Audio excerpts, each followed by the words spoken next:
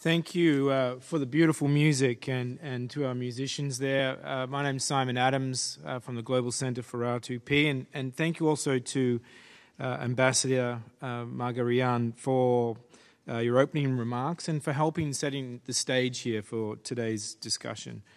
Your Excellencies, ladies and gentlemen, thank you for joining us as we mark the International Day of Commemoration and Dignity of the Victims of Genocide. Today is also the 71st anniversary of the adoption of the Convention on the Prevention and Punishment of the Crime of Genocide.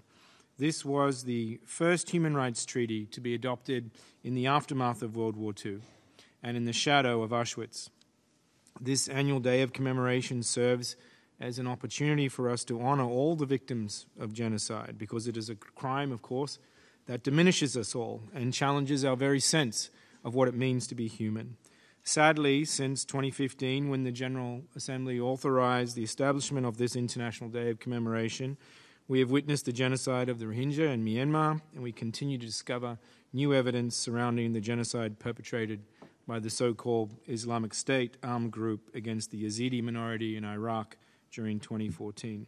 We should therefore use this day to understand existing risks to vulnerable populations and to assess our collective capacity as governments and as international civil society to prevent would-be perpetrators from harvesting fear and inciting further identity-based conflict. This day of commemoration is also a time for us to reflect on the implementation and the enduring relevance of the Genocide Convention. So, for example, since last year's commemoration, 3 more states have acceded to the Genocide Convention, and I congratulate Turkmenistan, Dominica, and Mauritius for doing so. In addition, the Gambia has opened a case at the International Court of Justice against Myanmar for breaching its obligations under the Genocide Convention. And allow me to slightly abuse my position of moderator and implore the remaining 42 states who have not ratified the Genocide Convention to do so immediately. And I also encourage all states parties of the Genocide Convention to commend the Gambia for initiating its historic case at the ICJ. And in that context, I think it's worth noting that just this morning, the Netherlands and Canada announced that they will act to meaningfully support the Gambia's action. I think other signatories to the Genocide Convention should do the same. This year, 2019, was also the 25th anniversary of the genocide against the Tutsi in Rwanda, and 4 months from now, we will commemorate the 105th anniversary of the Armenian Genocide. On the 25th of April 1915, Armenians were targeted and killed during mass deportations. Armenian churches were destroyed or seized. Property was pillaged.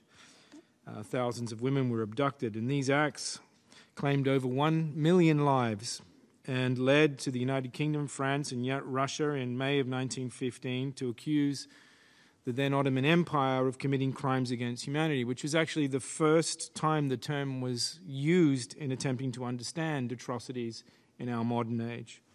Famously, it was while studying the atrocities inflicted upon Armenians, this had a profound effect on a young Polish Jewish lawyer named Raphael Lemkin, the man who invented the word genocide and who dedicated the rest of his life to the drafting, adoption, ratification, and implementation of the Genocide Convention.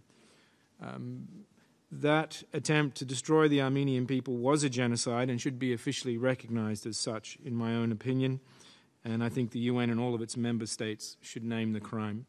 This is not just because genocide denialism is an unconscionable affront to the victims and to history, but because through recognition of the crime, we can help prevent its recurrence. Or in other words, learning from the past is crucial to our collective understanding of how the international community should uphold its responsibility to protect persecuted populations today. And that's the topic of today's meeting, focusing on education as a means of addressing the root causes of intolerance and discrimination. And it's a particularly timely topic because I think around the world, we are witnessing a rise in hate speech, in xenophobia, in ultranationalism, in religious radicalization. And it's also deeply shocking that less than 75 years since the end of the Holocaust, 71 years since the adoption of the Genocide Convention, neo-Nazis are marching again on the streets of Europe rallying around an ideology that led to millions of deaths during the Second World War. And such trends are often coupled with an alarming denial of the past. And so our distinguished panelists are here today to shed some light on how we can better utilize the power of education and remembrance to confront these challenges. And on that front, let me personally acknowledge those around the world today, including young student activists involved in the Genocide 8020 project in the UK, who are working to educate themselves and to create an alternative to the politics of indifference and inaction with regard to mass atrocity.